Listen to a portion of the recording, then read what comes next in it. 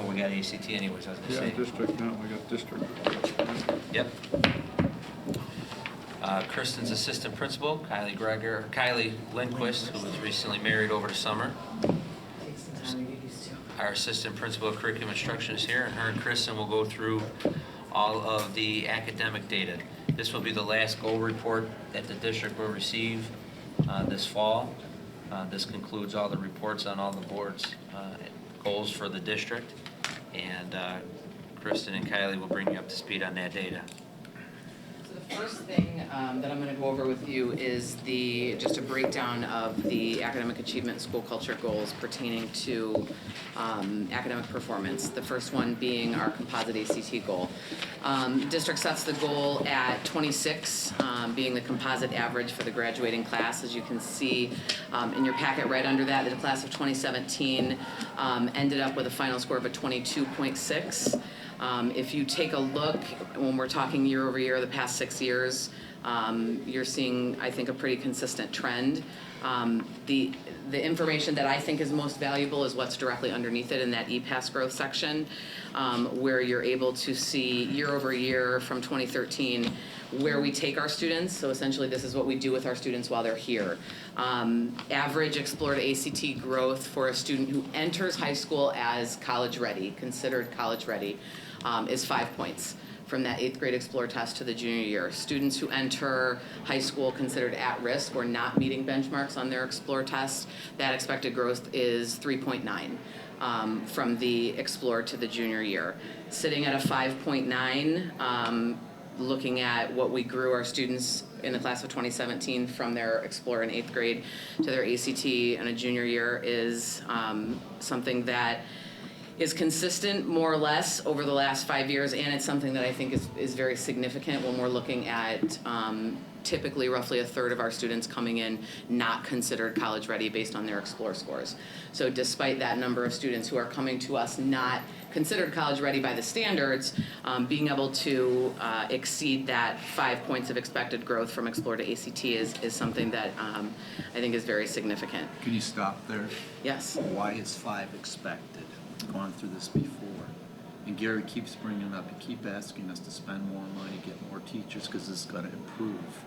And 5.9, it's right in the middle of what 5 we've is done what the last is one. expected from the ACT. So ACT sets their benchmark. So all of our. But that's the average in the whole country then, right? It's not the average. It's what that's what they say a typical student should grow. Oh, why? From 8th grade to junior year. I think they take a look at what the coursework looks like in comparison to what is reflected on each of the tests. I mean, I can't speak for ACT in terms of why they selected that. We've been asked to do things with our goals, to put money, et cetera, in it, and our expectation is to be better. And we keep coming back to ACT says 5, and nobody can say why ACT thinks 5 is right, or if it's an average or what it is. So I don't know how much credibility we should put in ACT says 5 is good, and if we're better than that, we're good. Well, What we thought is that we would show continuous growth, and as Gary has said many times, for our 22.6, 22.5, 23.3, 22.1, 22.6, we really don't seem like we're improving on the ACT. For me as an educator, the story is in the growth. When you look at a third of a class coming in under benchmark, to what significance I think varies, and we are exceeding what the authors of the EPAS suite say is expected growth for a typical child throughout their development in terms of what sort of agreed upon curriculum is. I see a different story. Is this growth of 5 associated with the overall average of 16.7? Because I thought that if you have an 8th grade class coming in at 20, they can grow at 6 plus. I mean, isn't the Hinsdales of the world getting their kids coming in at about a 19, 20, and their Yes. growths are averaging 6, 6.5? I would. Because our average ACT is 26, 26 right. and a half, isn't it? I think we would be hard pressed to find honestly, a lot of school districts with students that are coming in that high in terms of college readiness publishing their growth scores. I would also add. Well, Hinsdale Central had it at one point, that's where the basis of this. We have some general, Krista could speak a little bit Kristen when she has was some there. information on that. I would also add the Explore is a limited test, so students can top out at the Explore. So at schools like Hinsdale Central and Stevenson, they will have a significant portion of their 8th grade students coming in receiving perfects. So that's why it's easier to say that those kids grew 8 or 9 points, because they're limited. They top out at a 25. You know, we have classes, and I can't speak, you know, to specific years, but we have classes where no one comes in receiving a perfect. And so those students aren't necessarily going to gain 8 or 9 points because they're not topped out. So the students at a Hinsdale Central or at a Stevenson that come in at a 25, they're really higher than that. It's just the Explore is limited, and a 25 is the best that they can do. I also took some time to look back at, you know, Hinsdale Central scores for the past 10 years, and they have stayed very consistent at a 26.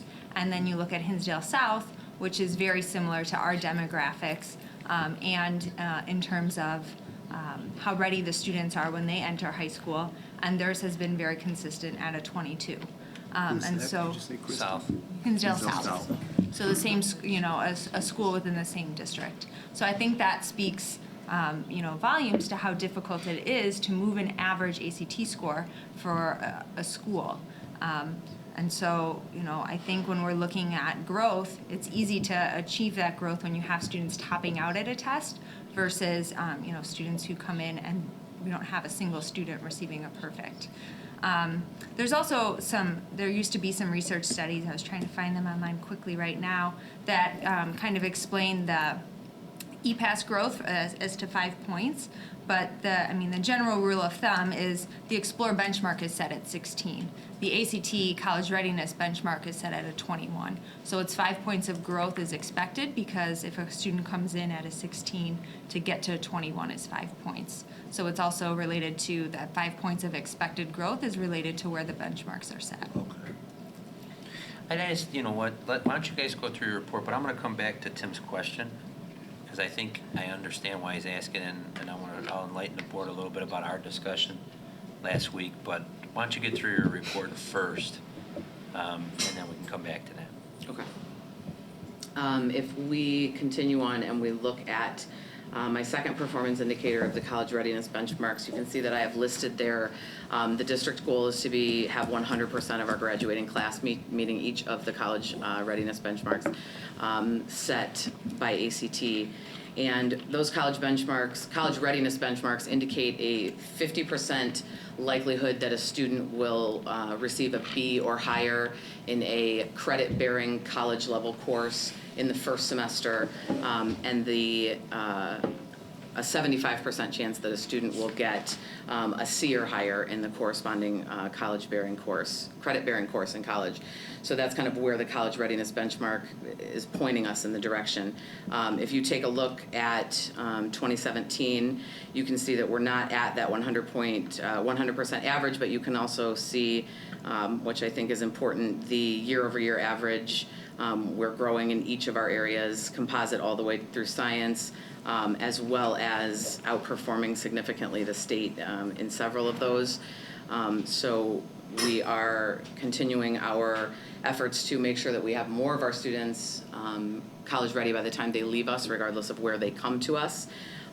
So those are how those numbers add up. So this historical data on the bottom chart somewhat disputes the comment that maybe the board heard last week or 2 weeks ago that scores have gone down. Yes. And we have some additional information to speak to that right after we get through the performance indicators to kind of show a more comprehensive picture of to refute that point. Over the 5 years, 2017 was in the middle. Yes, it was an improvement over last year, but last year was one of our worst years. Right. So it's still the same kind of question asked before. We go up, we go down. We're in the middle for the 5 years. Last year was our performance. So again, then you ask yourself, if we're doing all these things and we're just coming up in the middle, Would we just be in the middle if we weren't doing all these I things? think we should save that question until we get through the I want to report. make sure I'm asking them as they're coming, so Right. that. But that question is what I asked that we go back to, because that's Okay. exactly what I want. But again, it's a second set of statistics that we're publicly saying we had a good year. But if you look at 5 years, it was an average year compared to the 5 years before it. I think we have to consistently remind ourselves, as we do as educators, that we are educating the students that come to us. And it's very easy to expect that we're gonna be able to grow leaps and bounds every year over year because we wanna keep increasing, but we educate the kids we receive. And wherever they are is where we meet them, and then we do our best to pull them up to that level. But we aren't a unit district. We have no control over the students that come to us, or what curriculum they receive, or how ready they come to us. So I think that's something that we But I don't have a have problem with to. that. What I have a problem with is, the presentation is, we had a really good year. Now we're explaining, we take who we get, and for that group, we had a good year, but for the district, for a 5-year, it was an average year, right? Well, my take on it is that, not saying categorically it was a really good year, but noting the fact that we are increasing in every single area.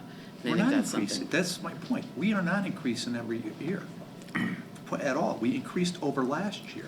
If we were increasing every year, the 5-year trend would be like that. It's not. Compared to last year, we increased. Last year, we went down in every category. So when we make the public statement, we're increasing in every, compared to what? Last year. Last year. We aren't, increasing means a trend. And we don't have a trend of increasing for a 5-year history. So that's why I'm bringing it up while we're discussing it instead of waiting until later. I think it's incorrect to make the statement we're increasing in every category. Okay. But I wouldn't say we're decreasing. I didn't say we Which was decreased. one of the comments that I read in the paper and that was made, is that we're not decreasing it. I think the growth we're showing is consistent each year from where these kids come in as 8th graders to where they leave as seniors. The growth's consistent, some years better than others. The reason I circled your question and asked to save it for the end is I had the conversation with the administration last week of, as the board's beginning to discuss budget and deficits, some of our board members may ask, well, for the last 4 years, we've been trying to lower class sizes in core subjects, but over the last 4 years, we've somewhat maintained consistent on. So exactly what you mentioned earlier, would we be getting these same scores if we weren't lowering class sizes in core subjects? Right. Or is there something we should be dedicating money towards in the budget that maybe would address incoming 8th graders? Maybe we set a standard with the board so that if incoming 8th graders aren't at a certain reading level on the Explore or on the PSAT, we now require them to take a reading course or something, right? Right. So I understand where your question's coming from. Those conversations have started with Kylie and Kristen and myself. But I think more importantly, we can't say the trend is improvement because that's not what the trend Okay. is. And I think that's misleading to tell that to the public.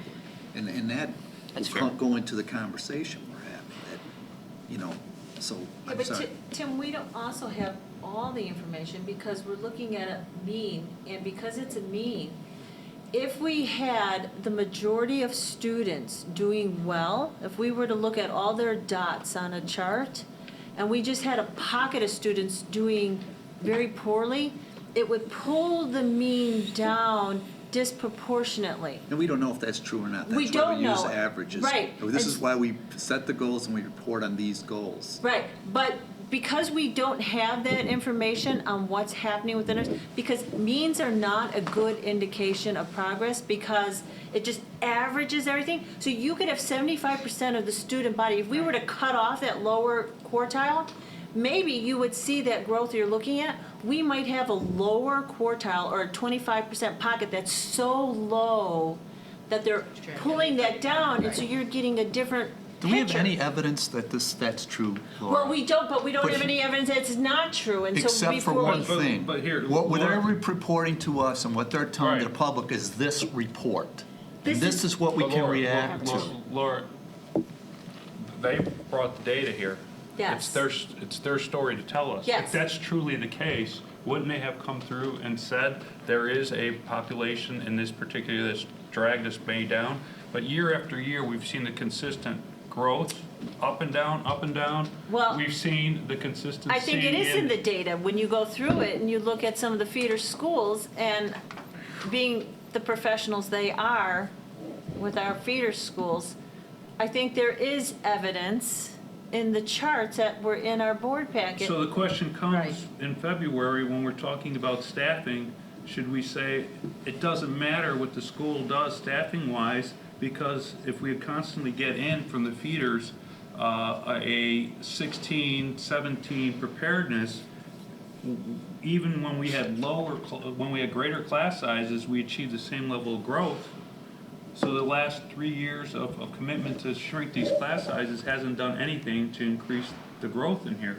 Well, I So think, should we go back to what we did until the feeders figure out how they can improve their readiness? well, I think maybe as a board, we need to cut our staff come and they're trying to present this, and we keep saying, well, you're not growing as a whole. Maybe we need to say, okay, maybe split it out and show us if there is a group that's growing like you expect it, and pull it out. We probably can provide that information, because I think ACT on our end of the year report gives us how many students broken down by score. So we might be able to show how many students were in the lowest quartile and how that impacted our average. We'd have to break that down. It might take us a little time to put together.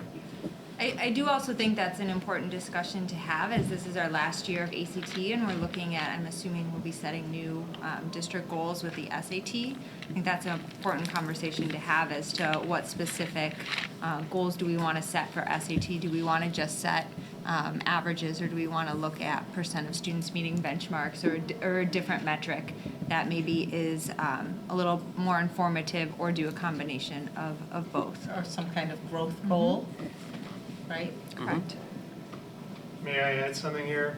I just did a quick Google search on this Explore to ACT growth, and guess what comes up? Hinsdale. So I'd encourage the board members, High School District 86, it gives these nice graphs, and they're split up by quintile, 20%. And they give the graph central historical, central previous year U.S. average growth, which I think is 5. But remember, there's like 4 different categories of the ACT that's tested. I was wondering if the staff could mimic this graph and prepare this graph so we can have a direct comparison to, say, Hinsdale South. Well, It sort of disaggregates the data. we are there. Hinsdale South is with the 22, like we are. I don't want the 22. If you look at this website, you'll understand what I'm talking about. You want us to see how Split many, up. how many students we have scoring in the top quintile? So I'm assuming Hinsdale's done their homework. We can work on that. Let us look into that. Yeah.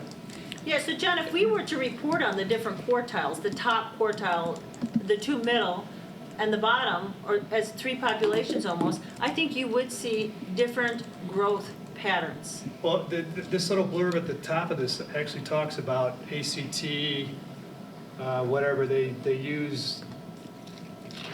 What is it?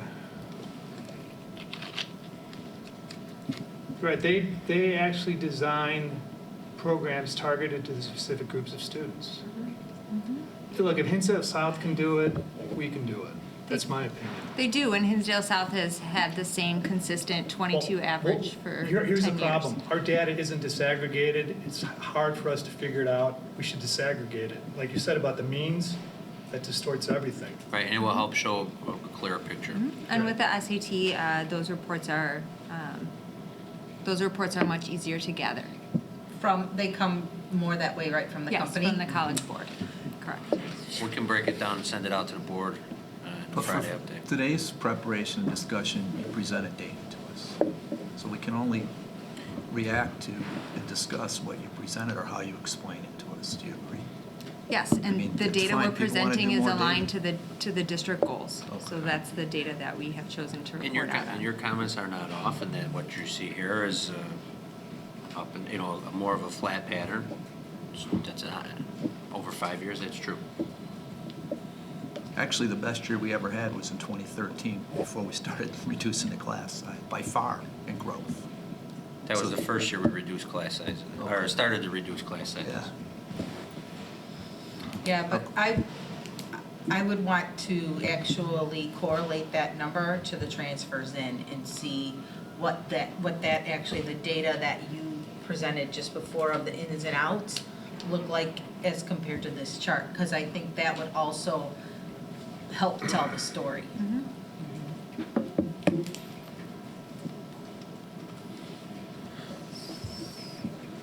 All right, Kylie, why don't you move on? Does that cover, what's your next thing? E-Pass growth, you're covering that? Yes. So the second half of the college readiness report is the EPAS growth by subject. So you can take a look at where we grew each student on the ACT subject area tests. So 6.9 in English, 6.2 in math, 7.4 in reading, and 5.0 in science. Over. So this was our best year in science. Yes. Best Yeah, year, in reading best as year in well. reading, as well as second best year in math. Yes. And second best year, tied for second Yes. in English. All right. And again, I reiterate that I think this is the best way to get at what we're doing with our students when we have them in the building, is to look at the actual growth scores in EPAS.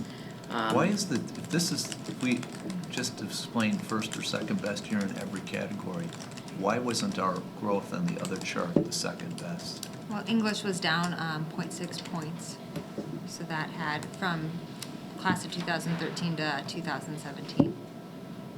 So I'm assuming that had the significant impact. That's why averages sometimes can be tough. Yeah, but we were at or higher than the class of 2015.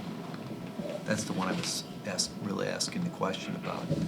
The class of 2015 had a 6.1 growth, and 2017 only had 5.9, and 2017 beat the growth of 2015 in every category but one that it tied with. So why was Our percentage of kids coming in below benchmark, though, might have been The class of 2015 had a much higher Explorer Star. score coming in. Yeah. okay? There was a question submitted about whether or not the plans to increase performance on the ACT were consistent with the plans that we made last year. The answer to that question is yes.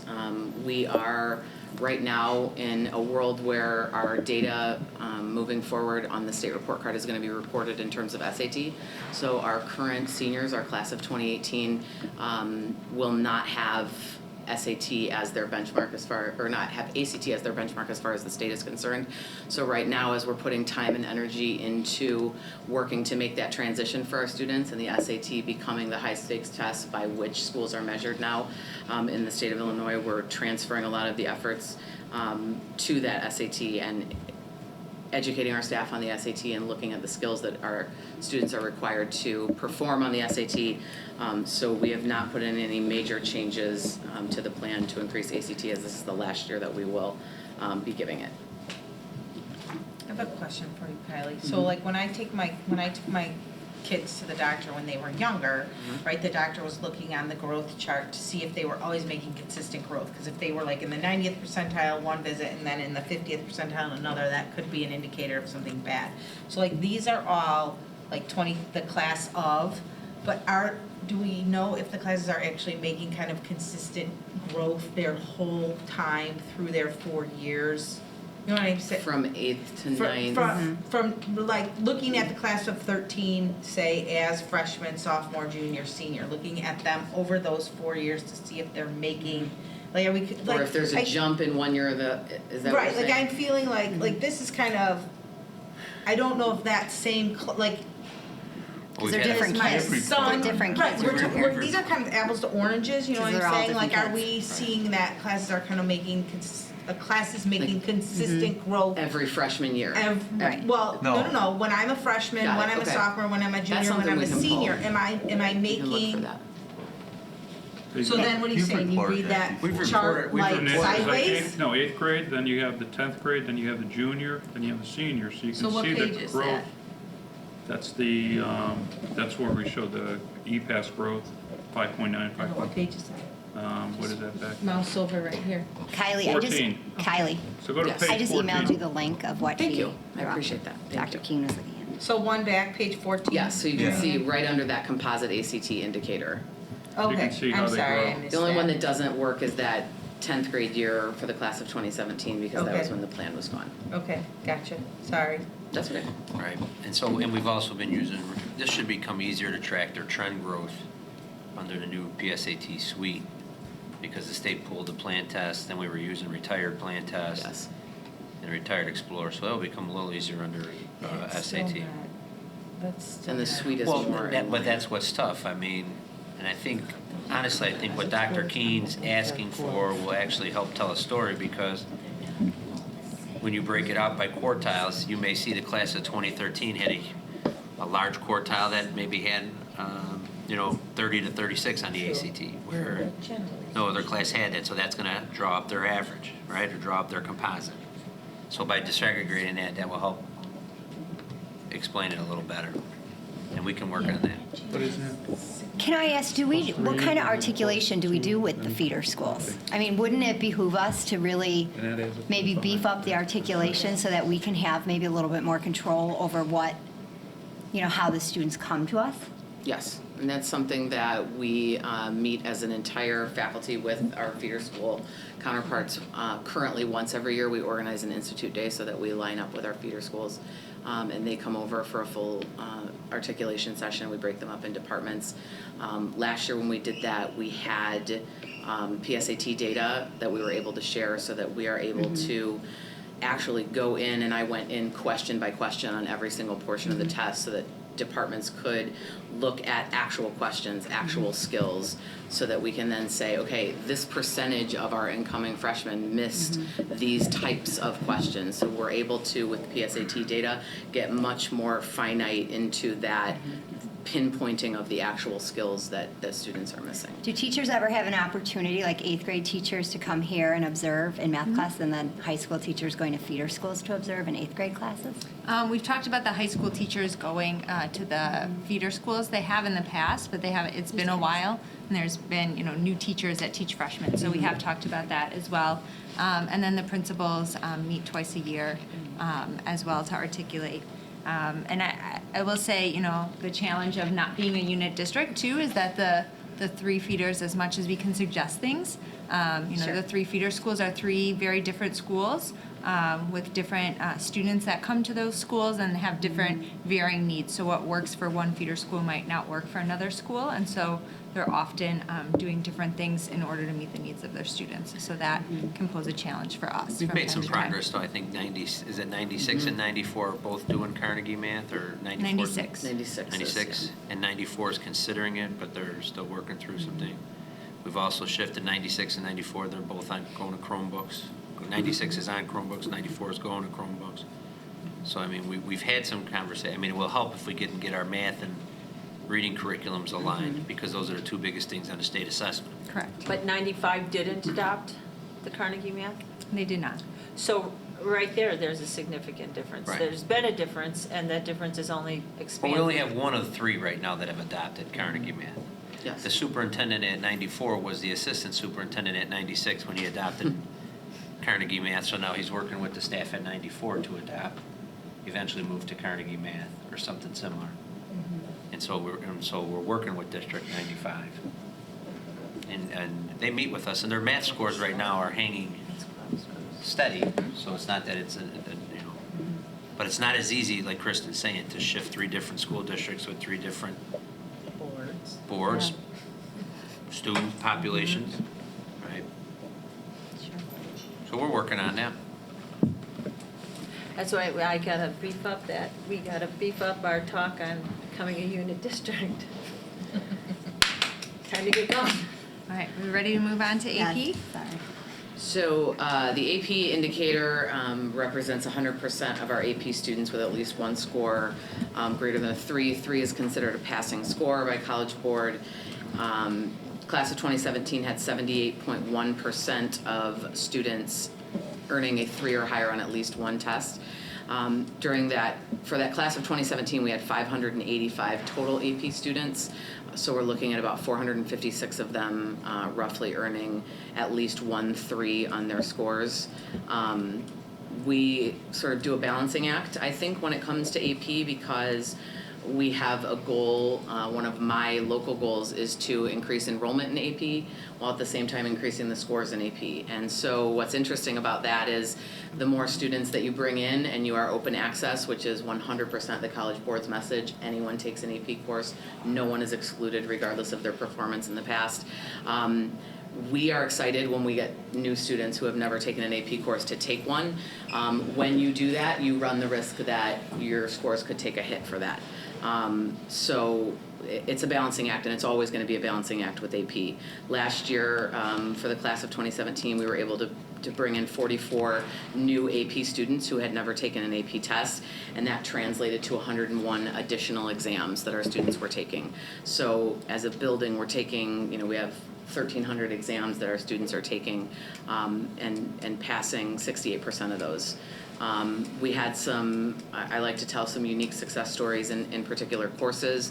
English literature, for example, had their highest pass rate since 2012, and they increased their pass rate 12% over the previous year. So we have some good things that are going on. AP European History, an increase in 17% over their previous year. So we are continuing to grow our pass rate while we are continuing to add students, and that's something that we are proud of.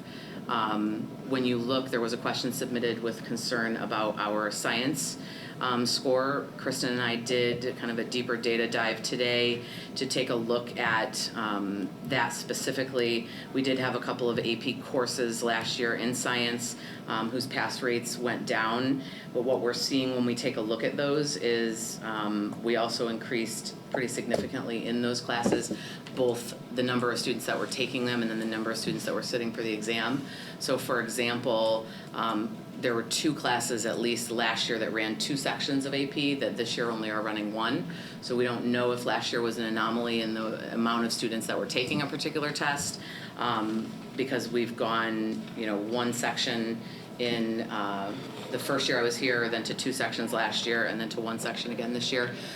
So we feel pretty confident that we are seeing in science specifically, and science is one of our smaller AP numbers wise. We don't have as many students taking science AP tests as we do, say, our macro-micro students that really boost our social studies number. So you're talking about a smaller population of kids, but relatively you're talking about growing the number of kids that are in those courses and taking those exams. And I think that is very reflective of kind of the dual goal that we try to accomplish with AP. When you look at AP Equity and Excellence, our district goal is that 75% of our graduating class will have passed 1 AP exam at some point during their high school career. Our class of 2017 was sitting at 52.8, so 52.8%, over half of our seniors that graduated in 2017 took and passed at least 1 AP exam at some point during their high school. It's good data, Kylie. Thank you. When we look at plans to increase our AP scores, we have invested this year in an online AP preparation program called Albert, and several of our classes are using that resource with AP questions and AP material and content from all 31 of the AP tests. We also have given pilot licenses to all of our AP teachers who have not adopted that currently for their students, and we are looking to make that something that is available to all of our students next year. So every student who is in an AP course of any kind next year will have access to this online website that has full test prep and content in all 31 courses. So I'm a student and I take 5 different AP courses. I have them all right there. Next year, every student will have that resource. We also, from one of our instructional coaches who happens to be a graduate from RB, I reached out to our leadership team and I said, hey, what are some ideas about how we can increase our experience in AP. We want more students to have the AP experience. And she recalled a time when she was in high school and the administration and some of the AP teachers brought together a group of students who teachers had identified as having the potential to go into AP. And our SAT data actually provides a column that says AP potential. So based on SAT scores, you can track AP potential for a student. And she talked about how they came into the alumni lounge and they had a big pizza lunch and they talked about AP, and teachers and students that were currently working in AP classes got to tell these students who had never taken an AP class what that's like and what sort of supports there are and what sort of experiences. And she remembers that to this day as being something that really significantly impacted her, and it's the reason why she went into AP Micro Macro. So that's something that we're going to do with our students this year, bring them together and be able to put teachers and students who have been successful in AP in front of them and look at them and say, we believe in you, we think you can do this, let's try it, let's stretch it, because we want students to have, we believe in that experience and we want students to have that experience. Not one of the district goals, but something that I'm reporting out on are the SAT scores, because we have them from that graduating class, beginning with the current seniors. So as I mentioned earlier, our state report card is now going to report SAT data. So we are going to be looking at a different set of numbers. We're going to be looking at in-servicing our staff and educating them on a different set of standards and a different test. All of the data on the next 2 pages represents what our students did with what I would consider limited exposure to the SAT. Our district goal was still tied to ACT. Our state report card was still tied to ACT when all of these numbers come in. And if you take a look at SAT composite and section scores, the SAT is scored out of a 1600, and the SAT doesn't publish a composite benchmark. So they publish section test benchmarks, but they don't publish a composite benchmark. So we look at our average score of a 1078, but we don't have anything from the ACT that says this is in line. We do for the 2 section tests. For evidence-based reading and writing, the SAT benchmark of a 480, and our district average was a 549, so exceeded that benchmark, and the math at a 530 benchmark, and we were right there at a 529. What does So the we're benchmark mean? What do you mean by SAT benchmark? So the SAT benchmark is relative to the way that ACT also is. So they're saying that a student meeting benchmark has a 75% Same of, thing you told us. yeah, 75% of a C, of earning a C in a credit-bearing course. And then if you look down at the bottom where we see the SAT benchmark data in terms of the percent of our students who are meeting benchmarks, we're looking at 49% who met both. And then on that evidence-based reading and writing, a 76, and a math 50%. The number that I am drawn to when I look at this is the teacher part of me, who sees that 23% of students who didn't meet either of those.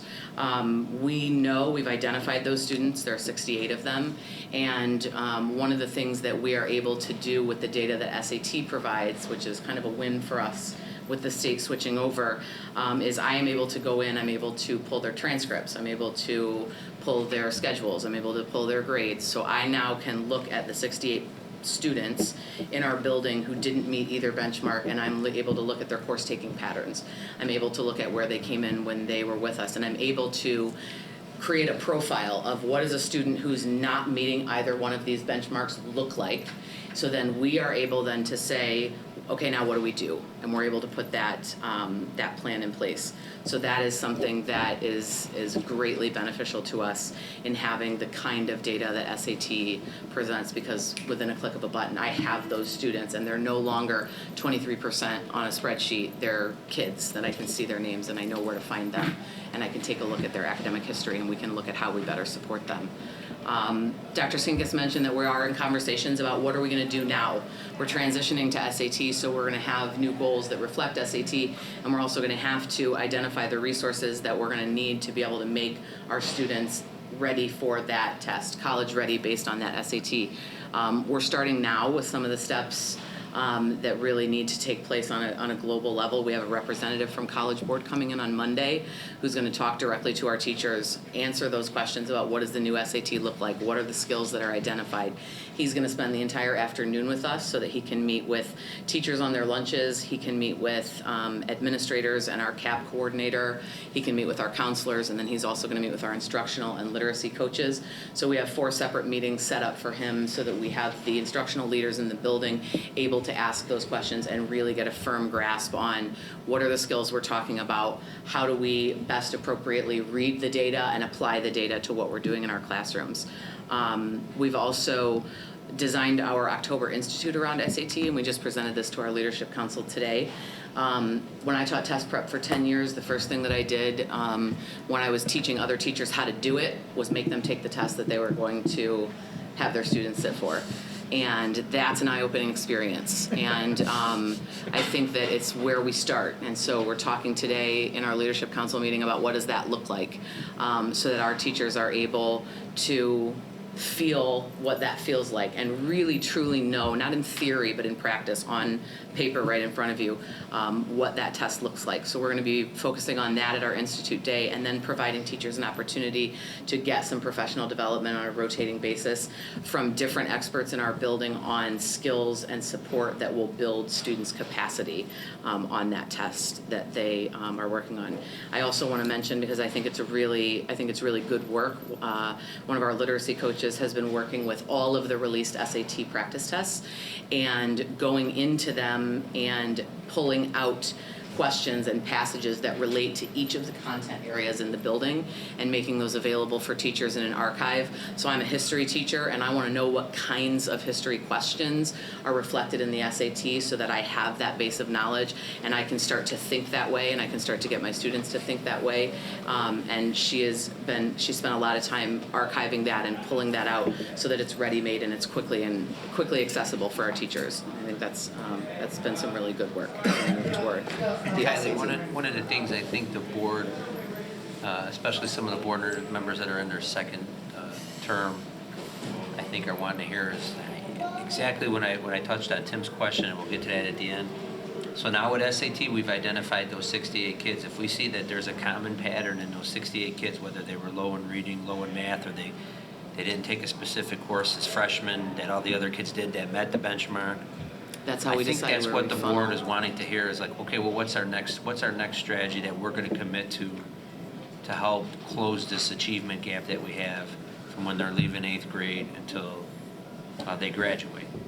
And so, whether it's a change in our graduation requirements or our placement marks, or our values, or where we say, hey, if you're not at this point on the PSAT in 8th grade, you're going to be required to take a reading course, or you're going to be required to take this math course. I don't know. That's why I leave that up to you and Kristen, but I think Tim's question and some of the other questions we fielded from the board in the past is they just want to see the efforts that we're requesting in the budget are having a direct correlation to the progress that they're seeing through this data. And so that was a great example of how you broke it down to 68 kids, and that goes to your quartile question of, okay, we know 68 kids is 23% is 68 kids, and they scored at this. And now we see that none of those kids took this course or were lacking. Mm-hmm. They all had a consistent variable on the PSAT as 8th graders.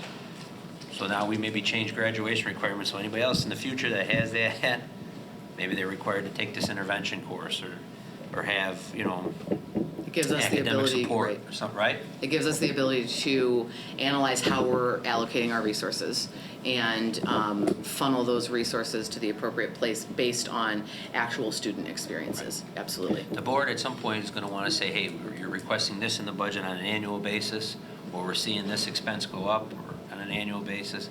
We want to make sure that the reward is reached, is being met with the expenditures that we're spending. That's all. Yes. What is it? Good for the board? Is that what you're? I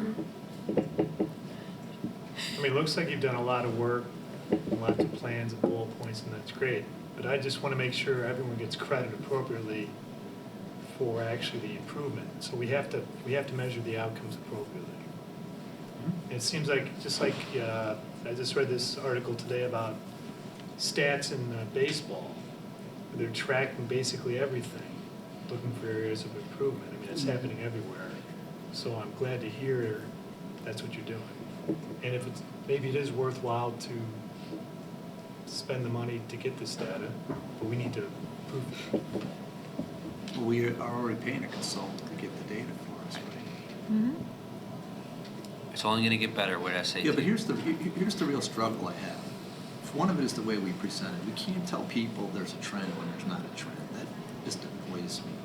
I mean, it just, you guys talk about analyzing all this data and knowing what it is, and if you're showing 5 years of data and it's going up and down and up and down, there's not a trend of it going up.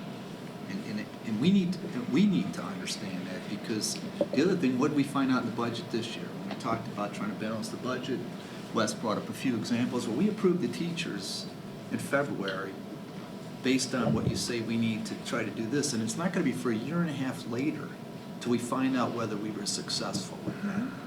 So, you know, again, Laura could you could bring more data, you could do this, but at the end of the day, if growth is the thing, we had our best growth before we started lowering the class sizes. So if you look at it from simple math, which I know, I mean, economics, which people don't like to talk to in education, but the fact is, we have to look at that, because we have to control our budget, or spend our money is, you know, I'm still not clear on, did lowering the class size really do anything? I think the only thing that concerns. As an example. Yeah, I 100% understand your point. I think the trick with that is if we look back and we see, you know, that our score was higher before we lowered class sizes, let's say we said, okay, let's take a gamble and let's raise them again. That's a year of students that we're kind of taking a shot and seeing But if we have 4 years of maybe data it isn't. showing we lowered it and it didn't improve to when before we did it. But we don't know if lowering it kept us where we were. That's my point. We keep talking about touchy-feely. Maybe it does, maybe it doesn't. Maybe if we look at more data, we'll know more.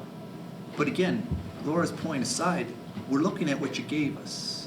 And if you just simply look at that chart the way you gave us, the indication would be lowering the class size did not improve growth in our district over the last 4 years.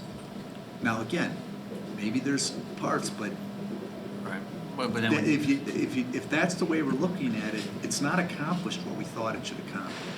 when you look at the AP. What I would encourage you guys to look at is look at this differently. When we put those growth, those goals in place, you know, and I'm gonna throw this word out there, and it's not to be negative, but we should treat these 16.6 averages as coming in as remedial and focus in. And when you use the word remedial, there's a lot of resources put onto that thing. And granted, 16.6 on most people is above normal, and that's good. But for our goals and for what we want to shoot for and move off that 22, 23 historical, maybe we need to use the mindset that that's remedial, and what can we do to get those kids by mid-year, freshman year, up to that 17, up to that 18 Explorer score, so their growth in the latter years, you know, is still, you can get the 6 and the 7 growth, because that's what I see. And when they come in at 17, their growths are 6+ all the time.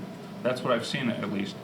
So maybe in that mindset of the educator, and I'm not trying to be negative on 16 is bad, but I'm saying maybe in with our goals, we should perceive that as remedial. And when you say remedial, a lot of resources are put on that. And you guys can come to us and say, yeah, we want to bring these kids up within that first 6 months that they're here. And so we're going to come through with a plan that's going to do this. Right. And let me say one other thing too, Kylie, so you know. It's intuitive to me that smaller class size should produce better results. And my kids, when Riverside District 96, when they were talking about raising a class size, I read a whole bunch of studies on it. And for grammar school, there's a lot of evidence. There isn't for high school unless the studies have changed, right? For certain ages of grammar school, there's a lot of evidence that smaller class sizes make a difference. But the fact is, it doesn't appear to be that that's really producing the result we thought it was. So whether it's Gary's idea or other people's idea, is there other things we should be putting the resources into, or, you know, is it the teachers? I mean, I was going to ask you, in these classes where we had the big improvements, I know there was a different teacher in AP Euro for Yes. last year, and we had a big improvement. So Is part of it, do we have the right teachers teaching the classes for the AP, for instance? Or I know you're sending them to be trained, you told those, so, I'm just, the reason I brought class size is because you give us reports and put data on it and numbers, and here's what we have to spend for the class size. The other stuff, there's no really, you tell us what it is, but you can't put some value or cost or that type of analysis on.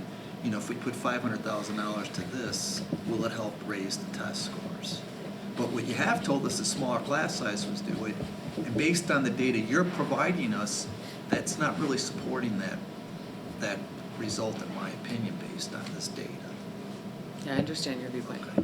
I do want to add another point Tim, that we need to take into account. We're not a magnet school, so our students aren't saying, I want to go to RB and I want to test, and I have to test in a certain band, otherwise I can't come here. So we get students who are coming to high school because by law they have to come, and if they don't, their parents get a truant. So does every public school district we're- except the magnet schools in Right. Chicago. Right, in the magnet schools where people can self-select, and when we compare ourselves to like Hinsdale Central, that's a self-selection. Their parents are not, the population of those parents don't mirror the population of all our parents. And so we have to take into account that we have some populations and some kids in our school that are like, I'm not going to college, or I'm going to have a different kind of business, and that's not my goal to get a 26 on the SAT. There's a lot of kids who say, if I get a 22, I'm good. And that's all they're going to shoot for. And you're not taking that into account that some kids choose their own destiny You don't in that think way. that happens at every other high school in the state, including Hinsdale Central and Stevenson? You don't think there's a bunch of kids there who say, I don't care if I only get a 22? I think disproportionately, I think the number of kids at Stevenson compared to here are not the same. Well, we don't know Well, whether that's true or not. see, that's exactly why we got to disaggregate this, and we got to compare the Right. quartiles or whatever. I mean, if the higher quartiles score higher, which they do, the data says that, one way to increase our ACT or our average would be to get all the kids that go to Fenwick, smart kids from Riverside, to come here. There you How go. how are we going to convince a parent to do that? Yeah. We have to show them data. We have to have the data that shows you come in here with this score from 8th grade, on average, you're going to score 9 points higher. Okay, that's the data that's going to count. Or if And the this- other, I'm sorry, but no, I'm sorry, Jim. the second point is, in terms of resources, if we're going to pass another referendum, we're going to have to prove to everybody that we're going to put the money where it belongs and it's going to achieve results. We have to. It can't be just inputs. It's got to be inputs creates outputs. So we really have to, if we're going to sell that in the future, we have to show that spending the money is going to work and we're putting it in the right spot. Or let me respond to your question a different way. If what you're saying is true, our school, these kids, they don't care, then why spend the money on it? If that's really what you believe, put more money into it's not going to change it, is it? There's not all, I don't think the some. numbers say that. I think the numbers say pretty much every 97% of the kids are going to college, right? Isn't that what the 95. numbers say? 95. Either 2-year or 4-year, yes. So it's, I mean, they are all going to school, so they are interested in this test, right? I think so. Well, but they're not interested in the Unless we're 26. I pushing mean, them. I've got So- 3 kids who graduated, and 2 of them could care less. They got, they're 22 and they're fine. One's an engineer now, and so she was looking for a high score. All these kids have a different goal, I think just to bring the and I board, think we need to take that into account. bring the board back to, so Kylie can conclude her report. And we're having conversations at the administrative level. And I think you heard what I said to the board and said publicly on TV, the goal of the board, and I think from what I'm hearing, my statement was accurate, that the goal of the board is to want to make sure the resources that we're putting into the budget and where we're making our investment is producing a return. Yes. And so, as you saw with the SAT data and what they're already starting to break down, we're starting to go into that lower 20-30% that aren't making it, and we're starting to look for patterns and figuring out what we need to bring back to you to say either their graduation requirements need to change, or we need to adopt this course or this intervention. So we're on that. And we'll get the breakdown on the ACT data for you by quartile or quintile. And, you know, I don't want to get lost in this discussion. This was our best year for AP scores. Not only that, but including number of kids taking a test and the number of kids getting a 3 or better. It was our best, if not second best year in all of our growth and all of our, so I mean, we're doing some good things. I think it's the way, again, we tell our story. And it goes to your point, and we can't say we have an increasing trend if we have a flat trend. And so we'll continue to work on that. But I think also what some of the board members are saying, the second term, it's been 4 or 5 years now of charting this data. We need to take it to the next level now and start looking at specific interventions that are going to produce specific outcomes, okay? So we'll continue to talk and work on it. We'll bring the advisory council in once we think we have some things ready to propose. And so before we get to the staffing and attendance projections, well, we do those in November. So, but that's just projections. But once we get to staffing in February, March, we should have an idea of some things that we need to focus on or continue doing, okay? Is the board okay with that? Mm-hmm. There's one additional report in the packet, and I don't think it needs discussion. It's there for you. Somebody asked for the historical college readiness data, and I think it will show, you know, pretty much it just breaks down by feeder school, the average Explore score, average ACT score, average growth. It's very consistent to RB's average. And so the thing that we need to do next and in the future is just do that breakdown so we can identify how we close that achievement gap from where they come in to where they leave.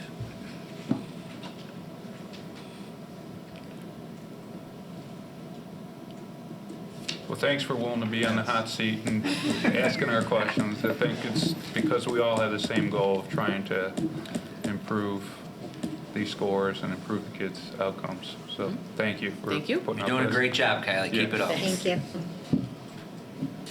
We'll give you a break I'll before be you got to back. come back to a board meeting.